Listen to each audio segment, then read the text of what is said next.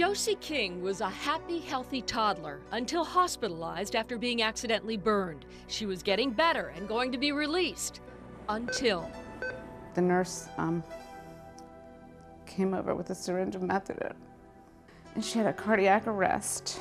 And they said, "You need to pray." Prayers went unanswered. 2 days later, we brought Jack, Relly, and Eva to say goodbye to her.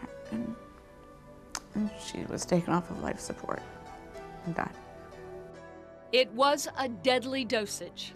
I've seen a lot of terrible things, especially with children. That's why Thomas Sharon, a registered nurse for over 2 decades, felt compelled to write a book, Protect Yourself in the Hospital.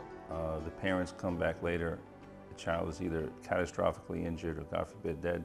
The most important thing you can do to protect your child from such tragic errors is to be involved in every aspect of their treatment. That includes where they go.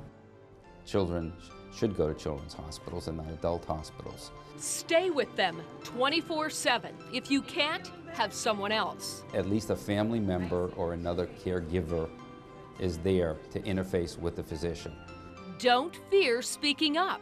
They cannot be intimidated by these smart, brilliant doctors. Pharmacists advise telling everyone what medication your child takes, prescription, over-the-counter, vitamins or herbs, and if they're allergic to anything. It's that one question that you may think to ask and don't ask that may cause the problem. Weight and height are also crucial. The weight's off, things are not going to be appropriate. And it's okay to ask one of the toughest questions, one that's vital to avoid spreading infections. It's perfectly okay to say, I didn't see you wash your hands. Do you mind washing your hands before you examine my child? What words of advice would you give to people to say, get yourself educated?